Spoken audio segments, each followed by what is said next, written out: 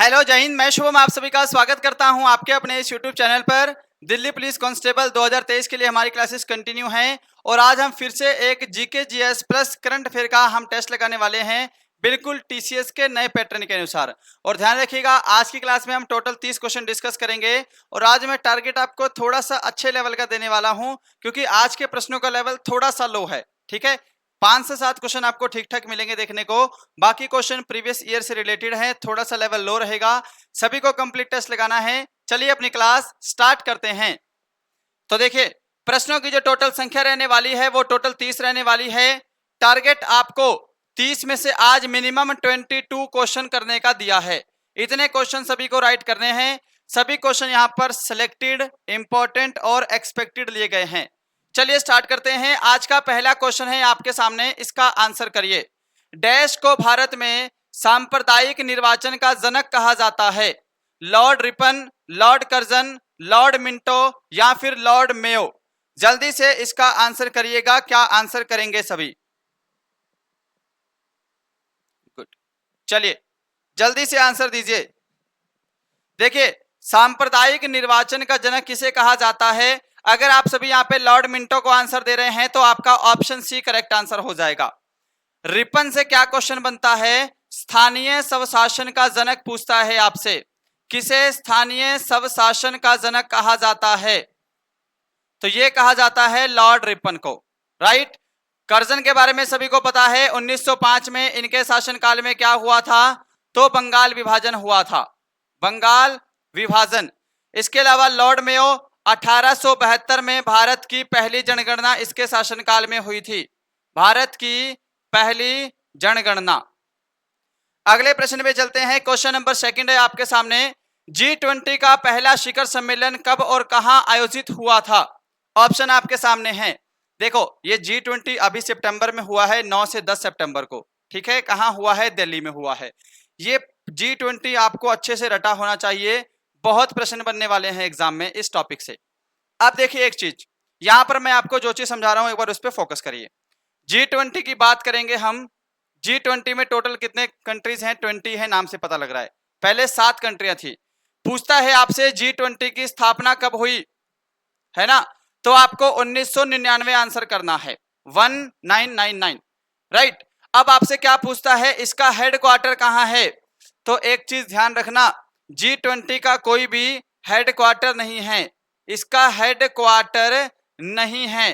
Countries जो है वो अलग अलग होस्ट करती हैं, इसका कोई भी परमानेंट हेडक्वार्टर नहीं है। तीसरी चीज क्या है? आपसे पूछेगा 2023 में G20 कहां हुआ है? 2023 में 9 से 10 सितंबर को हुआ है। कहां पर? दिल्ली में।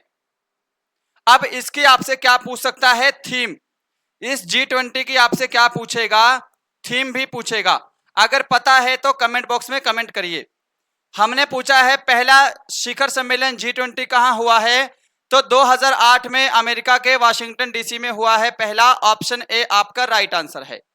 अब बात करेंगे इसकी थीम की। इसकी थीम क्या है? One earth, one family.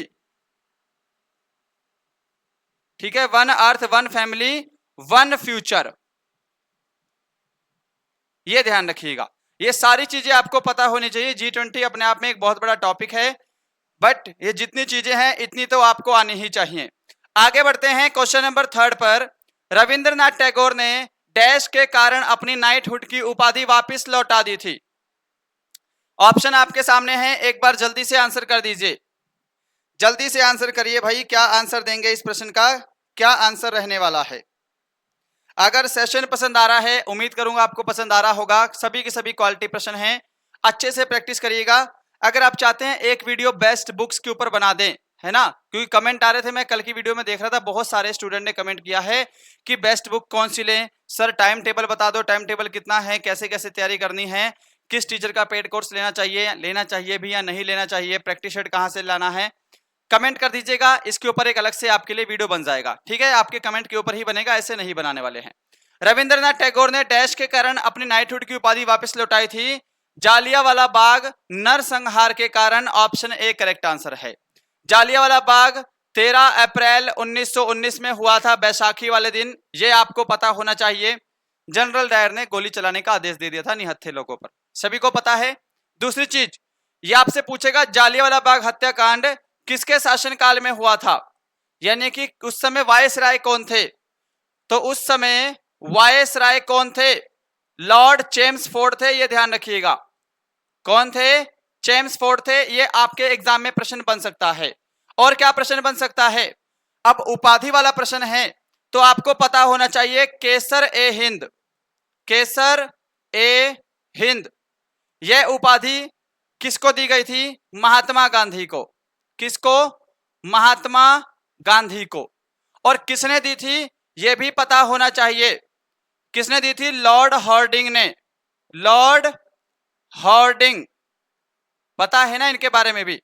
Lord Harding ने महात्मा गांधी को केसर ए हिंद की उपाधि दी थी। केसर ए हिंद की उपाधि महात्मा गांधी ने भी जालियांवाला बाग हत्याकांड के दौरान लौटा दी थी। ये सारी चीजें आपको पता होनी चाहिए जी। काकोरी षड्यंत्र कब हुआ था, काकोरी ट्रेन डकैती 9 अगस्त 1925 को, पता है। चौरी चौरा कांड 4 फरवरी 1922, 22 पुलिसकर्मियों को पुलिस थाने में जिंदा जला दिया था।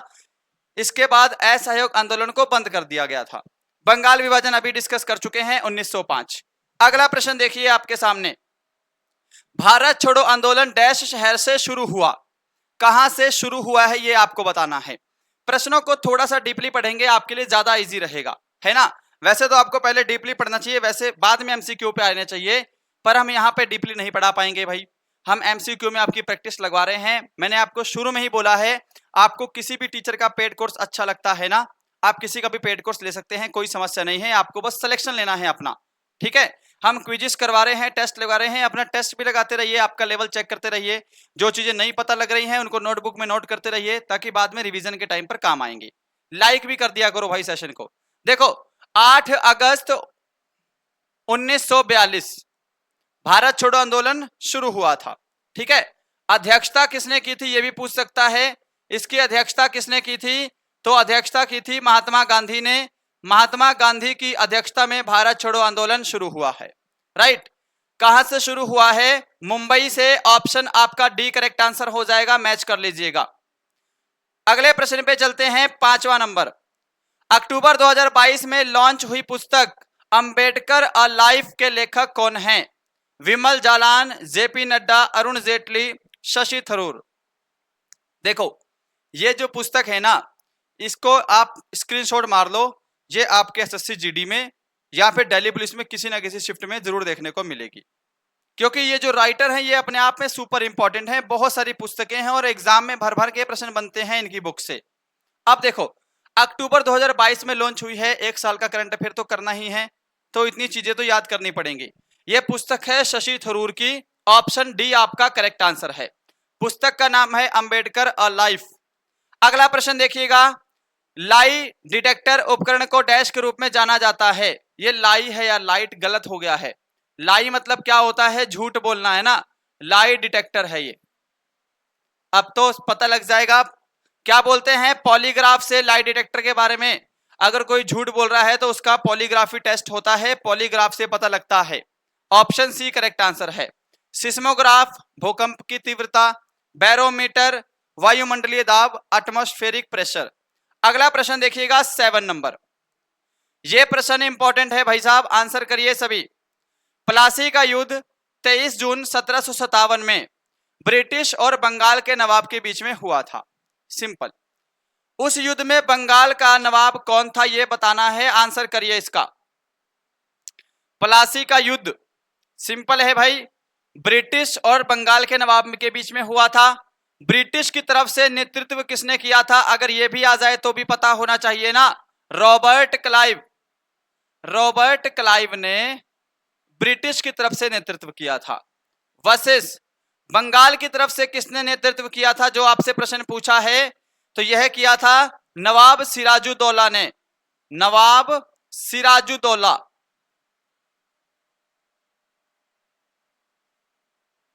तो हमारा यहाँ पे ऑप्शन सी करेक्ट आंसर हो जाएगा। एक बार आंसर मैच कर लो, सभी ने सही दिया है। इसमें रॉबर्ट क्लाइव विनर था, ब्रिटिश ईस्ट इंडिया कंपनी जो है वो जीत गई थी, ये भी पता होना चाहिए। अगला प्रश्न देखिए आपके सामने है, आंसर करिए। सिंपल है, बिल्कुल सिंपल। नई पीढ़ी द्वारा ईवीएम का प्रयोग वोट डालने के लिए किया जाता है। इसमें ई का अर्थ क्या है? ई का अर्थ क्या है? इलेक्ट्रॉनिक, इलेक्ट्रिक, इलेक्ट्रिकल या फिर इलेक्टेड? करिए आंसर जल्दी से, ये गड़बड़ मत कर देना, ठीक है ना, आसान प्रश्न है। इलेक्ट्रॉनिक वोटिंग मशीन बोलते हैं, इलेक्ट्रॉनिक वोटिंग मशीन। आपका ऑप्शन ए करेक्ट आंसर है, मैच करिए। सभी ने दिया है, आगे चलें। Very good. Question number 9, Microsoft Excel में वर्कबुक डैश का एक संग्रह होता है। यह क्वेश्चन भाई एनटीपीसी 2019 का है, मैंने वहां से उठा लिया है क्योंकि यह प्रश्न अच्छा लगा। कंप्यूटर तो आपके पास आएगा ही, तो ये आरआरबी एनटीपीसी 2018-19 में जो एग्जाम हुआ था वहां का प्रश्न है। माइक्रोसॉफ्ट एक्सेल में जो वर्कबुक है, वर्कबुक वर्कशीट का एक संग्रह है। आपका ऑप्शन सी करेक्ट आंसर हो जाएगा। नेक्स्ट क्वेश्चन है आपके सामने, आंसर करिए। महिला फीफा विश्व कप 2023 का खिताब किसने जीता है? Netherland, England, Spain, Brazil? Super important. Sports की करंट अफेयर तो मैं आपके लिए स्पेशल ही लेके आऊंगा जब दिल्ली पुलिस का एग्जाम आएगा। सभी करंट अफेयर करवाऊंगा, सारे टॉपिक, कम से कम 10 से 15 टॉपिक करंट अफेयर मैं आपको करवाऊंगा। उनसे 100% प्रश्न बनेंगे एग्जाम में। और मंथली भी आपको 400 से 500 क्वेश्चन करवा दिए जाएंगे करंट अफेयर के, पर ये अभी नहीं, नेक्स्ट मंथ अक्टूबर जब समाप्त होने लगेगा उसके बाद आपके एग्जाम से ठीक 10 दिन पहले तक करंट अफेयर खत्म कर देंगे, है ना।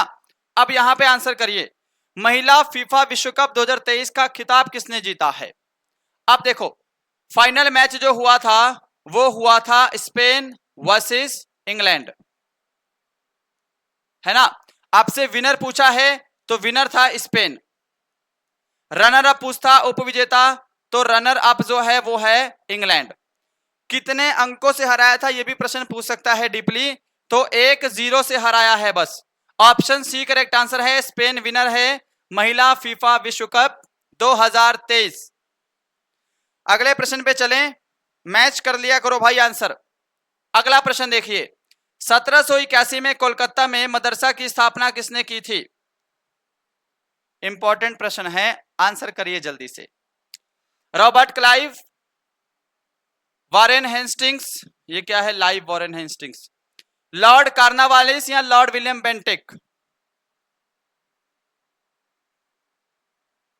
क्या आंसर करेंगे? कोलकाता मदरसा की स्थापना कब हुई है? 1781 में। पहला प्रश्न, किसके शासनकाल में या किसने की है? वॉरेन हेस्टिंग्स ने। ये ऑप्शन ए करेक्ट आंसर हो जाएगा। रॉबर्ट क्लाइव के बारे में हम डिस्कस कर चुके हैं, प्लासी के युद्ध के समय थे, भी पीछे ही डिस्कस किया है। कार्नावालिस ने स्थायी बंदोबस्त चलाया था, स्थायी बंदोबस्त। अगला प्रश्न देखिए 12 नंबर, थायरॉक्सिन के संश्लेषण के लिए कौन सा तत्व आवश्यक है? ये सिंपल है जी, manganese, iodine, iron, zinc. Answer करिएगा, क्या आंसर करेंगे इस प्रश्न का? आयोडीन। देखो थायरॉक्सिन हमारी थायराइड ग्रंथि में पाए जाने वाला हार्मोन है, ठीक है। इस थायरॉक्सिन हार्मोन के संश्लेषण के लिए आयोडीन विद्यमान होता है। हमारा ऑप्शन बी करेक्ट आंसर हो जाएगा। सभी ने दिया है। अगला प्रश्न देखिए, यह भी आसान है। प्रोटियम में कितने न्यूट्रॉन मौजूद होते हैं? 2 से 3 प्रश्न तो साइंस के बनेंगे, बिल्कुल ही डेफिनेटली बनेंगे, ठीक है। प्रोटियम क्या है? देखो, हाइड्रोजन के 3 समस्थानिक हैं। हाइड्रोजन के कितने समस्थानिक हैं? टोटल 3 समस्थानिक हैं, 3 आइसोटॉप्स हैं, ठीक है ना। प्रोटियम, ट्राइटियम और ड्यूटेरियम। इसमें जो प्रोटियम है ना, उसके नाभिक में 0 न्यूट्रॉन्स होते हैं। ऑप्शन डी करेक्ट आंसर हो जाएगा। सभी ने ऑप्शन डी को दिया है। अगला प्रश्न देखिए, किस गुप्त शासक को अपने सिक्कों पर वीणा बजाते हुए दर्शाया गया है? अच्छा, इसने क्या है, ये जो शासक है कविराज की उपाधि भी धारण की है। कौन सी उपाधि? कविराज की उपाधि किसने धारण की है? किस गुप्त शासक ने धारण की है, यह भी बता दीजिएगा। कविराज की उपाधि किस गुप्त शासक ने धारण की है? और वही शासक है जो कि वीणा बजाता था, है ना, उसको वीणा बहुत पसंद थी। उसने अपने सिक्कों पर वीणा बजाते हुए भी खुद को दर्शाया है। शासक का नाम है Samudragupta. Option B answer match कर लीजिए। सभी ने क्या ऑप्शन बी को आंसर दिया है? अगला प्रश्न चलते हैं। भारत का नेपोलियन भी कह लेते हैं समुद्रगुप्त को। क्वेश्चन नंबर है 15, इकोलॉजी शब्द किसने गढ़ा था? जल्दी से आंसर दीजिएगा, क्या आंसर करेंगे इस प्रश्न का? इकोलॉजी शब्द जो है यह किसने गढ़ा था भाई? Charles Darwin, Eugene Odum, Ernest Rutherford, Ernest Haeckel. Ecology तो समझते होंगे, ऑप्शन डी करेक्ट आंसर होगा, अर्नेस्ट हैकल। याद रखिएगा ऑप्शन डी करेक्ट है। अब मैं आसान आसान पूछ लूं, अल्फा किरण की खोज, बीटा किरण, गामा किरण, तो ये तो भाई अब पता होगा आपको, नहीं पता है तो फिर तो बहुत पीछे हो, ये तो आपको पता होना चाहिए। थोड़ा सा डीपली जा रहे हैं, आपकी नॉलेज चेक हो रही है। देखो, अर्नेस्ट रदरफोर्ड, अल्फा बीटा और गामा किरण की खोज, अल्फा बीटा और गामा किरण की खोज किसने की है? Ernest Rutherford. इसके साथ एक और रदरफोर्ड हैं जिनका नाम है डैनियल रदरफोर्ड। कौन है? Daniel Rutherford. डैनियल रदरफोर्ड ने क्या किया है भाई? तो इन्होंने नाइट्रोजन की खोज की है। दोनों के नाम के पीछे रदरफोर्ड आता है, ठीक है, यहां पर भी और यहां पर भी। अर्नेस्ट ने अल्फा बीटा गामा, देखो अ से अर्नेस्ट हो गया, अ से alpha beta gamma. Daniel Rutherford ने नाइट्रोजन की खोज की है। 16 नंबर आपके सामने, मिशन चंद्रयान 3 के लैंडर का नाम क्या रखा गया है? विक्रम, प्रज्ञान, आदित्य, बाहुबली। करिए आंसर जी, क्या आंसर करेंगे? ये तो टॉपिक अगर आप नहीं करके जाओगे, भले ही आपके एग्जाम में ना आए, कोई दिक्कत नहीं है, पर एज ए स्टूडेंट आपका ये टॉपिक क्लियर होना चाहिए, बिल्कुल डीपली क्लियर होना चाहिए। चलिए आगे बढ़ते हैं। देखो यहां पर लैंडर है, आपसे एक चीज और पूछ सकता है, रोवर। क्या? रोवर। मिशन चंद्रयान 3 के लैंडर का नाम क्या है? तो लैंडर का नाम है Vikram, option A correct. Rover पूछेगा तो प्रज्ञान जो है ये रोवर का नाम है, इसका भी ध्यान रख लीजिएगा। इसरो के द्वारा लॉन्च किया गया है, किसके द्वारा? इसरो के द्वारा लॉन्च किया गया है। कहां से लॉन्च हुआ है? श्रीहरिकोटा, श्रीहरिकोटा के Satish Dhawan space centre, Satish Dhawan space centre, ठीक है जी, ये ध्यान रख लीजिएगा, एग्जाम में बनेगा प्रश्न। अगला प्रश्न है 17 नंबर, देखिए इसका आंसर करिए। अगर सेशन पसंद आ रहा है ना, आप लोग लाइक नहीं करते हो, लाइक कर दिया करो, ठीक है। क्लासेस हम डेली चला रहे हैं, शाम को ट्राई करेंगे भाई। एसएससी जीडी वाले स्टूडेंट बोल रहे हैं एसएससी जीडी की क्लास, तो शाम को एसएससी जीडी कर लेते हैं, और इस टाइम मॉर्निंग में दिल्ली पुलिस, है ना, दोनों ही चलती रहेंगी। और आर्मी अग्निवीर पे भी क्लासेस, जो हमारा दूसरा चैनल है शुभमी क्लासेस, उस पे भी आर्मी क्लासेस हम बहुत जल्द स्टार्ट करने वाले हैं, ठीक है। आंसर करिए प्रश्न का, लाइक कर दिया करो, लाइक शेयर सब्सक्राइब कर दिया करो। निम्नलिखित में से किसके द्वारा 1990 में किसी देश के समग्र सामाजिक एवं आर्थिक उपलब्धियों के मापन हेतु प्रयुक्त एक सांख्यिकी सूचकांक के रूप में मानव विकास सूचकांक का सृजन किया गया था? इतना बड़ा प्रश्न और सॉल्यूशन छोटा सा है। प्रश्न आपसे क्या पूछा है कि मानव विकास सूचकांक का गठन किसने किया है, ये प्रश्न है। बस इतना तामझाम आपको दे रखा है, ये सिर्फ आपको बरगलाने के लिए दिया है। देखो यहाँ पे मानव विकास सूचकांक का सृजन किसने किया था? महबूब उल हक ने किया था, ऑप्शन सी करेक्ट आंसर है। अमर्त्य सेन का पता होना चाहिए, अर्थशास्त्र के क्षेत्र में नोबेल पुरस्कार मिला है इनको, अर्थशास्त्र के क्षेत्र में नोबेल पुरस्कार दिया गया है इनको, ये पता होना चाहिए। आगे बढ़ते हैं 18 नंबर, भारत के पहले स्वदेश निर्मित विमान वाहक पोत का नाम क्या है? अवेलेबल है ऑप्शन, आंसर जल्दी से कर दीजिए आप सभी, है ना, फटाफट से आंसर करिएगा।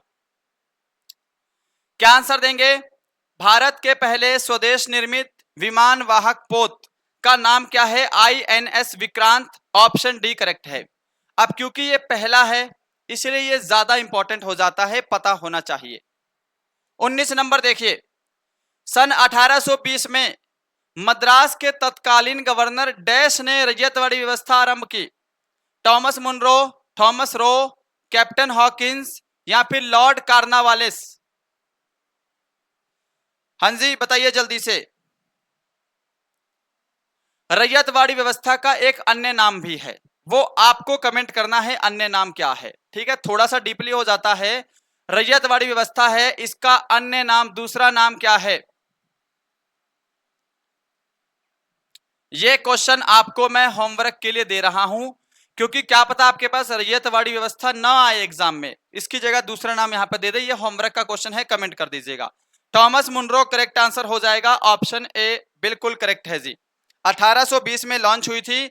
अगला प्रश्न है, व्यापार एवं आर्थिक संबंध समिति TERC का प्रमुख कौन होता है? ये प्रश्न मैं आपसे ना रोज करवा रहा हूं एक प्रश्न। कल मैंने ऐसे ही प्रधानमंत्री का दूसरा प्रश्न पूछा था आपसे, है ना, कल के पेपर में। आज भी मैंने ऐसा ही प्रश्न पूछा है। व्यापार एवं आर्थिक संबंध समिति का जो प्रमुख होता है वो भी प्रधानमंत्री होता है, ऑप्शन सी करेक्ट आंसर हो जाएगा।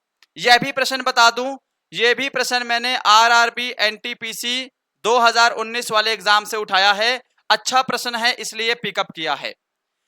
लास्ट के 10 प्रश्न है भाई। जहाज महल की शानदार वास्तुकला मध्य प्रदेश के मांडू क्षेत्र में स्थित है। इसका निर्माण मांडू के सुल्तान डैश जी के शासनकाल के दौरान किया गया था। करिए आंसर जल्दी से।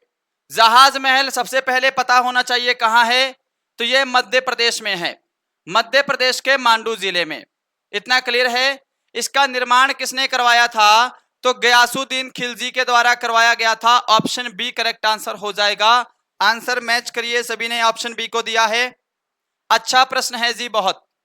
क्वेश्चन नंबर 22, राष्ट्रीय मानव अधिकार आयोग के वर्तमान अध्यक्ष कौन है? Current affairs.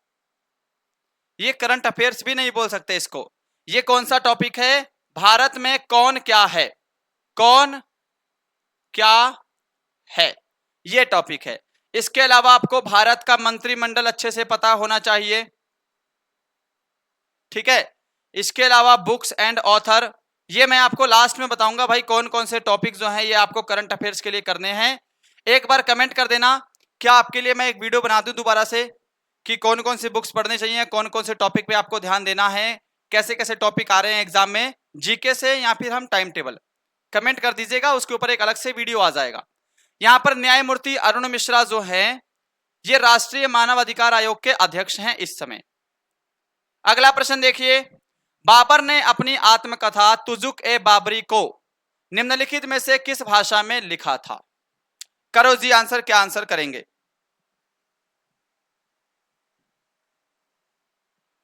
23 नंबर है ये। देखो एक चीज समझना मेरी ध्यान से, अगर आपसे बोलेगा दिल्ली सल्तनत की भाषा क्या थी, दिल्ली सल्तनत की राजकीय भाषा, मैं भाषा लिख रहा हूं, ठीक है ना, तो क्या थी? फारसी। ऐसे ही मुगल वंश भी दिल्ली सल्तनत में ही था ना। मुगल वंश की भाषा पूछेगा, मुगलों की भाषा, मुगलों की राजभाषा क्या थी, तो यह भी फारसी थी।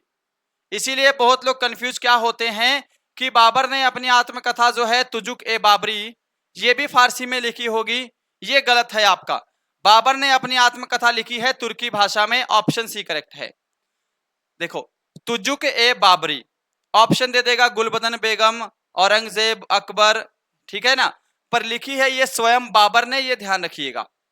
आगे प्रश्न पे चलते हैं। अगला प्रश्न है आपके सामने, कलामंडलम कल्याणी कट्टी अम्मा डैश क्षेत्र में प्रसिद्ध थी। शॉर्टकट में नाम इनको क्या बोला जाता है? कल्याणी अम्मा, कल्याणी अम्मा। ऐसे प्रश्न देखो आपको लग रहा है कि नहीं आते हैं एग्जाम में, ये आते हैं, पेपर उठा के देख लेना। ऐसा ही लेवल, ऐसे ही प्रश्न पूछे जा रहे हैं। ये तो मैं आसान करवा रहा हूं, अभी भी आपके लेवल तो और बढ़ेंगे, है ना। तो अभी तो मैं प्रैक्टिस सेट लगवा रहा हूं आपसे आसान आसान, बीच बीच में 5-7 क्वेश्चन थोड़े से अच्छे डाल देते हैं। कलामंडलम कल्याणी कुट्टी अम्मा, जिसको कल्याणी अम्मा कहते हैं, यह मोहिनी अट्टम शास्त्रीय नृत्य में प्रसिद्ध थी, option C correct answer, option D correct हो जाएगा, और ये केरल से हैं। 25 नंबर क्वेश्चन देखिए, भगोरिया नृत्य मध्य प्रदेश के किस जनजाति समुदाय का नृत्य है? भील, बैगा, गोंड, सहारिया।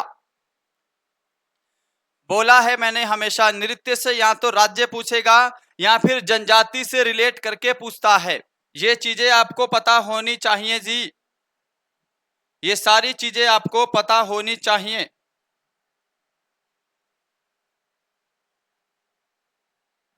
ठीक है, चलिए आंसर जल्दी से करो भाई, क्या आंसर देंगे, जल्दी आंसर करिए।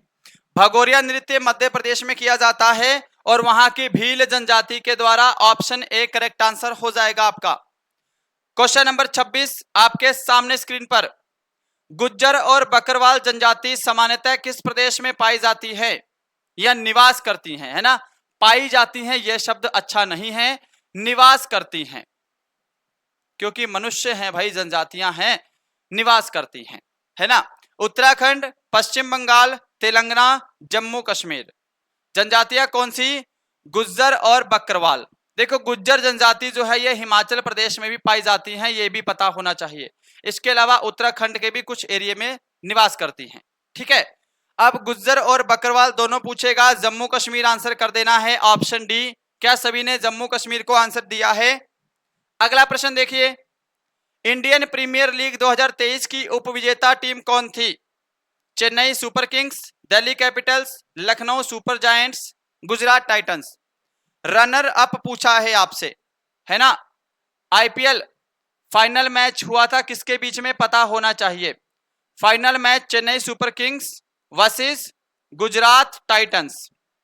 विनर कौन था, Chennai super Kings winner. Runner up कौन है, तो गुजरात टाइटन है, यानी कि ऑप्शन डी करेक्ट आंसर हो जाएगा आपका। 2022 का पूछेगा तो गुजरात टाइटन विनर था फिर, ठीक है। अब एक चीज देखो, आपसे क्या पूछ सकता है यहां पर, और फाइनल मैच कहां पर खेला गया। फाइनल मैच कहां खेला गया, नरेंद्र मोदी स्टेडियम अहमदाबाद गुजरात, ठीक है। नरेंद्र मोदी स्टेडियम अहमदाबाद गुजरात में। अगला प्रश्न देखिए जी, मोआत्सु त्योहार डैश राज्य की एओ जनजाति द्वारा मनाया जाता है। एओ जनजाति कहां निवास करती है, यह भी आपको पता लग जाएगा इस हिसाब से। फिर कौन सा त्योहार है, मोआत्सु त्योहार। सिक्किम, मणिपुर, तमिलनाडु, नागालैंड। आंसर करिए भाई दिल्ली पुलिस के जवानों, क्या आंसर दोगे। ठीक है, आप सभी बोल रहे थे इंस्टाग्राम आईडी के लिए, है ना, कुछ जरूरी है तो पूछ सकते हैं। मैं आज डिस्क्रिप्शन में इस वीडियो के लिंक डाल दूंगा इंस्टाग्राम आईडी का। टेलीग्राम पर अगर आपको इस हमारी क्लासेस का पीडीएफ चाहिए, एक बार बता देना। पीडीएफ के लिए अभी कमेंट नहीं आ रहे हैं तो मैं पीडीएफ नहीं डाल रहा हूं। हमारी जो क्लासेस चल रही हैं, आप चाहते हैं इसका पीडीएफ आपको दिया जाए तो एक बार इसके लिए भी बोल दिया करो यार, ठीक है ना। थोड़ा माइंड में नहीं रहता है, काफी समय लग जाता है कंटेंट बनाने में, है ना। ऑप्शन डी करेक्ट आंसर हो जाएगा, नागालैंड। जिस भाई ने ऑप्शन डी को दिया है उनका राइट है। ये आज का सेकंड लास्ट है भाई। दक्षिण अमेरिका के निम्न में से किस देश में से होकर मकर रेखा नहीं गुजरती है। ये डीपली हो गया प्रश्न। भारत के कहां से कर्क रेखा गुजरती है पता होगा, मकर रेखा कहां कहां से होकर गुजरती है ये भी पता होना चाहिए, ठीक है। अब ये तो दक्षिण अमेरिका के किस देश से होकर मकर रेखा नहीं गुजरती है ये आपको बताना है। ये बोलीविया करेक्ट आंसर हो जाएगा, ऑप्शन बी। जिसने ऑप्शन बी को दिया है वो राइट है। ये लीजिए आज का लास्ट क्वेश्चन आपके सामने स्क्रीन पर, क्वेश्चन नंबर 30। वायुमंडल में सर्वाधिक मात्रा में विद्यमान अक्रिय गैस कौन सी है। Organ, krypton, helium, neon. Simple है, आसान है, आंसर करिए जी। क्या आंसर देंगे, एक बार जल्दी से आंसर कर दीजिए। वायुमंडल में सर्वाधिक मात्रा में अक्रिय गैस कौन सी है। क्या सभी ने ऑप्शन ए को आंसर दिया है, ऑर्गन। आपका ऑप्शन ए करेक्ट आंसर हो जाएगा। अक्रिय ऐसी गैस है जो वायुमंडल में सर्वाधिक मात्रा में पाई जाती है। कौन सी गैस है वो, ऑर्गन है, ठीक है जी। एक गैस और है यहाँ पे, जिनॉन। यह भी अक्रिय गैस है जिसको इंग्लिश में नोबल गैस बोलते हैं। जिनॉन को क्या कहा जाता है, स्ट्रेंजर गैस। स्ट्रेंजर गैस बोलते हैं, अजनबी गैस कहा जाता है जिनॉन को, यह भी पता होना चाहिए। जिनॉन गैस ऐसी अक्रिय गैस है जो सर्वाधिक यौगिक बनाती है, सर्वाधिक यौगिक बनाती है, कंपाउंड्स बनाती है। यह भी प्रश्न एग्जाम में आएगा तो कर लीजिएगा। क्लियर है अपना। चलिए, तो यही थे आपके आज के Delhi police constable practice set number 3 का टॉप 30 प्रश्नों का टेस्ट सेशन। बताइएगा कैसा लगा है आपको, हमारा पढ़ाया हुआ कैसा लगता है। लाइक शेयर सब्सक्राइब कर दिया करो। कुछ भी डाउट है, कुछ भी पूछना है, कमेंट बॉक्स अपना जिंदाबाद है, ठीक है जी। चलिए फिर मिलते हैं कल, तब तक के लिए जय हिंद, जय भारत।